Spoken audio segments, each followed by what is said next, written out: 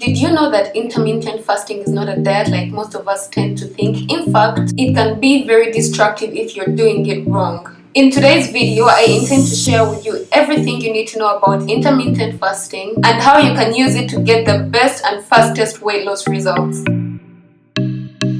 What is up, loves? Welcome back to MadammeBae, the place to be for everything weight loss, wellness, healing naturally, healthy recipes, all that good stuff. My name is Sheila, and as promised in the 14 weight loss hacks that actually work video, I told you I would make a detailed video on intermittent fasting, and today I'm very happy to share this with you guys. One thing I've noticed is that we tend to overthink intermittent fasting, yet it's something super simple. It's basically an eating pattern where you cycle between fasting for a particular period of time and then eat for the other time. Today we're going to talk about intermittent fasting in detail. We're going to talk about the benefits of intermittent fasting, how to start, what to eat, and the different kinds of intermittent fasting. So stay tuned till the end of this video, because by the end of this video you're going to know everything you need to know about intermittent fasting and how you can use it to best help you lose weight no matter what kind of diet or lifestyle you choose. Let me start by mentioning eating 5 times a day or 3 times a day or however many times you want to eat a day has nothing to do with increasing your metabolic rate or fat loss. You see, what happens with the body is you eat carbs, and those carbs are used by the body as energy. But when you're fasting, your body is not receiving any carbs. Therefore, what happens is it taps into that extra fat and it's going to turn that fat into energy, therefore preserving muscle. I needed to put that out there because I frequently asked questions is, when I intermittent fast and I going to lose muscle? No, you are not going to lose any muscle. Actually, that's why intermittent fasting and the keto diet go hand in hand, because the keto diet is a high fat diet, and when you're consuming high fat, your body is always tapping into that high fat and turning it into energy. We'll talk more about what to eat ahead. Right now, let's talk about the benefits of intermittent fasting. Intermittent fasting helps with rapid fat loss without losing muscle. It also helps have a fresh and vibrant skin, increase mental productivity and clarity. Now this one, let me explain a little bit more.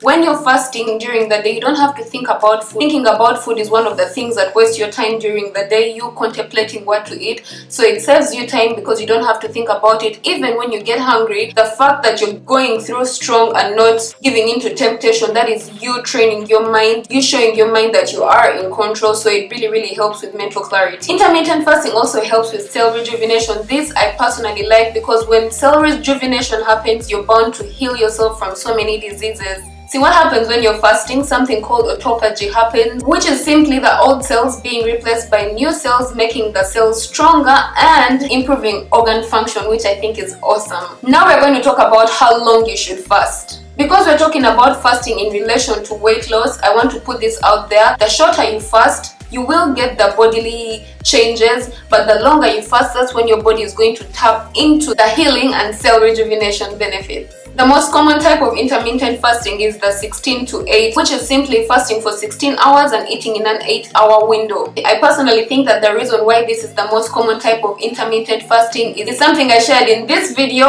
which I'm going to share again with you right now. Did you know that fruits take 3 hours to digest? 1 hour in the stomach, 1 hour in the small intestines, and 1 hour in the large intestines. Veggies take 6 hours to digest, 2 hours in the stomach, 2 hours in the small intestines, and 2 hours in the large intestines. And for grains, it takes 18 hours. So every time you eat bread, it takes 6 hours to digest in the stomach, 6 hours to digest in the small intestines, and 6 hours to digest in the large intestines. So this is just to let you know that when you consume grains, by the time the 16-hour mark passes, your body has just finished its digestion process and it hasn't yet tapped into its healing processes. I'm just trying to put this in context so you can better understand it. Let me know in the comment sections down below if this is clear, because I want to know that I haven't lost you guys. So the fact that the 16-18 intermittent fasting is the most common type of intermittent fasting, it does not mean that this is what you absolutely have to do. If you're a beginner at intermittent fasting, I suggest you start with 10 hours, then you move it to 12 hours, then you move it to 14 hours, then to 16 hours. You do not have to start from 16 hours. There is people that actually fast for 24, even 48 hours. Personally, I can't do that because I love food. Speaking of my love for food, now let's talk about what you should eat. Did you know that before you start a fast, what you eat prior to the fast makes all the difference? Picture this scenario. I don't know if this happens to you, because it happens to me, and if it does, please let me know in the comment section, because I like when we share experiences. On the day when, let's say today is the last day of your diet, or tomorrow is fasting, maybe for the Muslims, you tend to eat so much the night before, and the one thing you notice is the first thing when you wake up, you're hungry. I don't know if that happens to you. So what you eat really matters. It's because you tend to eat a lot of empty foods that are not going to serve you. That is why it's really important to eat something really high in fiber. In this video, I mentioned how important it is to eat high fiber foods, because high fiber foods keep you fuller for longer. They keep you satiated for a longer time. So things like greens, salads, cauliflower. And the good thing about high fiber foods is they tend to be very low in calorie density, which simply means they have a very high water content. And the fact that they have a high water content means you can consume so much for so little calories, which is amazing when it comes to weight loss. So the day before intermittent fasting, I recommend that you eat high fiber meals and of course a little bit of some healthy fat. This slows down digestion but produces fatty acids that are needed by the body to absorb all those nutrients. Of course, you have to add some protein, because protein is the last thing that is digested by your body, and therefore it's a good thing to consume some protein, as during the day the body is going to tap into all these other things and the proteins last, so it will help you stay fuller for longer too. Now let's talk about what to do during the fast. Assuming you're doing a 16 to 8 intermittent fast, let's say you're going to fast between 8 p.m. and noon, because from noon to 8 is 8 hours of eating, and then from 8 to noon the next day is 16 hours of fasting. It's not so difficult actually when you think about it. It's basically your whole day during the day. So when you wake up in the morning, what should you have? The things that are acceptable to have are non-calorie drinks. Like water is amazing, tea, green tea is actually really amazing too, and black coffee with no sugar or creamer. Caffeine is also known to boost fat loss, and coffee helps to speed up the cell rejuvenation process. So coffee is an amazing alternative. Many people ask whether they should take bone broth or pre-workouts. I don't suggest you take them. I'm not entirely sure, but I think you should not be drinking any of these things that are calorific. So after the fast, what should you eat? The first thing I actually encourage to have is that bone broth I talked about. Because I said you should not have it during the fast in the morning, it's actually really good to start with.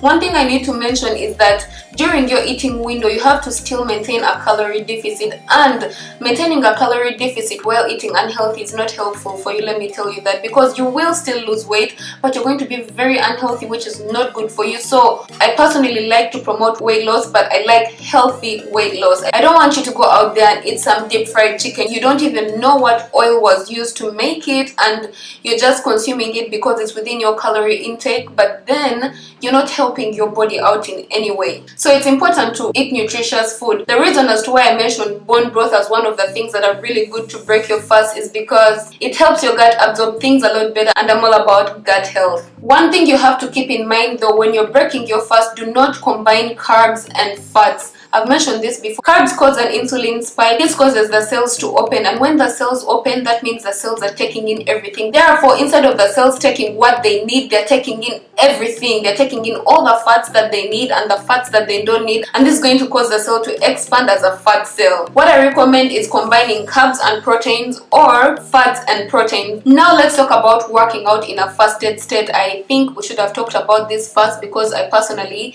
always say a fasted workout is best. The reason why I think fasted workouts are best is because when you wake up, you're not hungry yet. Your body is still feeding on the fuel that you fed it yesterday, so you have more energy. That means you're going to have a more productive workout. When you work out while you're hungry, close to the end of the fasting, you will still work out and you'll probably burn more fat, but you won't be working out at the highest capacity that you can. You're going to be weak. And when you're working out after a fast, it's better to work out at least 1 hour and a half after the food. Now let's talk about types of intermittent fasting. The various types of intermittent fasting, I already mentioned the most common type of intermittent fasting, which was a 16 to 8 intermittent fasting. That is, you fast for 16 hours and then eat during an 8-hour window.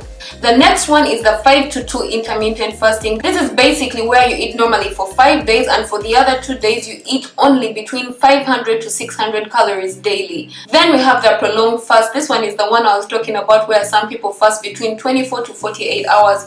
This personally I don't do, but this one is really good for those healing purposes that I talked about earlier. Your body is going to thank you, because there's going to be all that cell rejuvenation. Your skin is going to thank you. People normally do this maybe once a week, twice a week, or once every 2 weeks, once every month. It depends on you and what your goals are. Let me know in the comment section down below if you would try this particular one. I don't know if I would do that, but I would like to know if you would. And the next one is the dry fast. This is how the Muslims fast. You don't drink anything for a couple of hours. You're fasting, not ingesting anything. Basically just, dry fast. like the word says. And when the eating window comes, you can eat, but during the fasting time, you cannot ingest anything. Then the next one, I don't think this is really an intermittent fast, but it's just skipping meals when convenient. Like when you're not hungry in the morning, you don't have breakfast, or maybe you have breakfast and not have lunch because you're not feeling hungry. But I don't know if that really counts as a fast, but it's said that it is a fast, so I had to share that with you. And the last one, which I'm excited to share, is the OMA diet. The OMA diet is 1 meal a day diet. You can drink and have low calorie drinks, and then you have 1 meal a day. This has been one of those that people are talking about a lot lately, and you guys know I like trying out stuff for you to make sure that it works. So I'm taking it upon myself this week to do the OMA diet, which I'm currently doing. And in the next episode, I'm going to be sharing with you guys the results from 7 days after trying the OMA diet. So if you want to watch that video, don't forget to subscribe and ring the bell right next to it to be notified when that video comes out. Now finally, let's talk about why intermittent fasting is so difficult.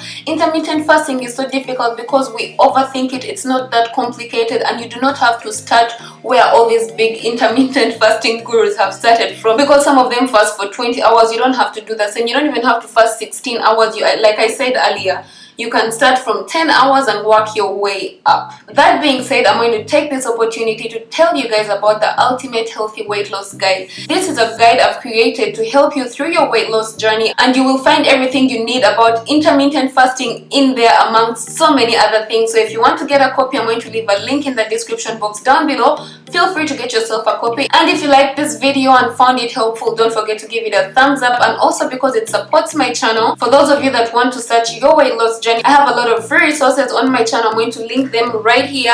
Feel free to check them out, and as always, don't forget to stay motivated, be patient, trust the process, and spread the love. I'll see you guys in the next one. Bye.